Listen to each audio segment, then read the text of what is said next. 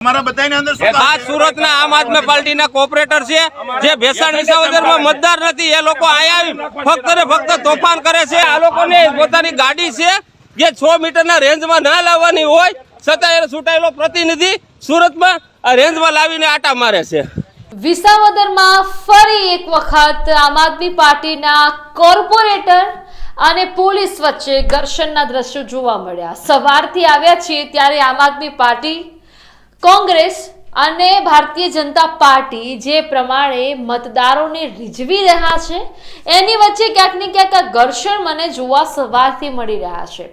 Corporator સુરતના છે, અમુક હદ વિસ્તાર નક્કી કરવામાં આવ્યો હોય જ્યારે ચૂંટણી હોય ત્યારે કે એ હદ વિસ્તારની બહાર તમે તમારા વાહનો મૂકી શકો છો, ત્યાં પાર્ક કરી શકો છો, પરંતુ જે હદ વિસ્તાર નક્કી કરવામાં આવ્યો હોય એનાથી અંદર સુરતના આમ આદમી પાર્ટીના કોર્પોરેટરે પોતાની ગાડી મૂકી છે અને લઈને આ વિવાદ સર્જાયો છે। અને વિવાદમાં સંપડાયા છે એ આમ આદમી પાર્ટીના કોર્પોરેટર અને પોલીસ વચ્ચે બોલાચાલી થાય છે। કોઈ અન્ય વ્યક્તિ પણ એમાં બોલી રહ્યો છે, તેમને કાર્ડ બતાવવાનું પણ કહેવામાં આવ્યું। એટલે ચૂંટણી હોય અને ઘર્ષણ ન થાય તો ચૂંટણી પૂરી ન થાય। એ પછી આમ આદમી પાર્ટી કોઈ વ્યક્તિ સાથે ઘર્ષણ કરે, ભારતીય જનતા પાર્ટી કરે કે પછી કોંગ્રેસ જ કેમ ન કરે। ફરીથી એક વખત આ સુરતના કોર્પોરેટર પોલીસના સકંજામાં આવ્યા છે। પોલીસ સાથે એમનું ઘર્ષણ જોવા મળી રહ્યું છે। તમને ખબર હશે કે જે દિવસે ગોપાલ ઇટાલિયા ફોર્મ ભરવા જતા હતા પ્રાંત કચેરીમાં, એ સમયે આ સુરતના કોર્પોરેટરોને પોલીસ દ્વારા એક કચેરીની બહાર ધક્કા મૂકીને બહાર કાઢવામાં આવ્યા હતા। એ વિઝ્યુઅલ્સ તમે જોયા છે, વિડીયો પણ તમે જોયો છો લાઈવ 24 ન્યૂઝમાં।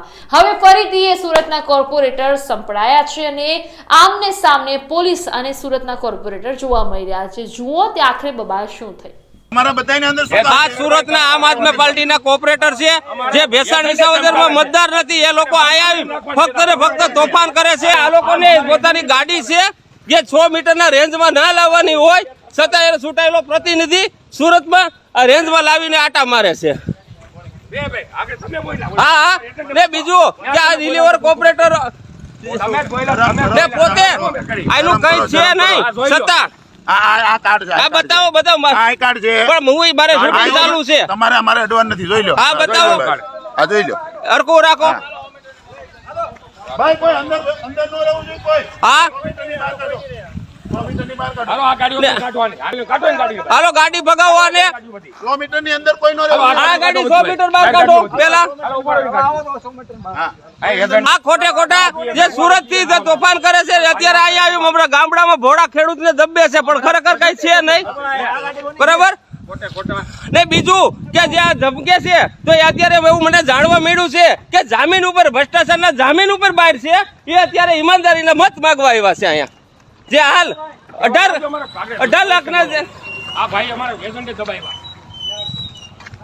આ લોકો જો સામે દેખાય એક પણ અહીંનો સ્થાનિક નથી, આ પણ અમારા સ્થાનિક કોઈ પણ વિસ્તારના અમારા દેખાતા જ નથી, અમારા ગામના નથી।